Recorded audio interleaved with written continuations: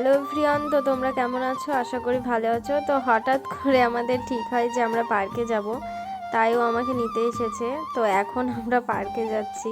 তো যাওয়ার আগে একটু দোকানে ঢোকে একটু শপিং করে নিলাম আমার আর ওর। তো দেখো প্রায় এসে গেছি। তো পার্কের ভেতরে চলে এসেছি, আর অনেক দিন পরেই এই পার্কে আসলাম। আমার ভেতরে অতটা ভালো লাগেনি, তাই বাইরে বেরিয়ে এসেছিলাম।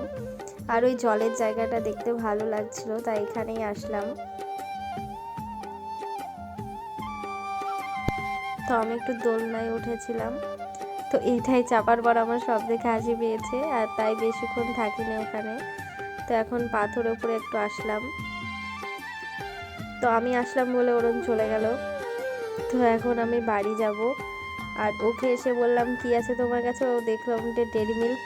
তো আমাকে একটা ডেয়ারি মিল্ক দিল। তো এখন আমরা বাড়ি যাচ্ছি। তো ফুচকা খাবো ভাবলাম, ফুচকা পাইনি, তাই চপ খেতে হলো।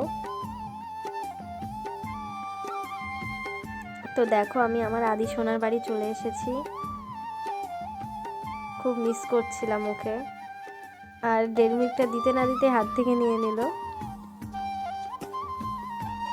তো আমার আদান সোনা, একটু খেলা করছিলাম ওর সাথে, আর একটু হামি দিতে বললাম, আমার একটু হামি দিয়ে দিল।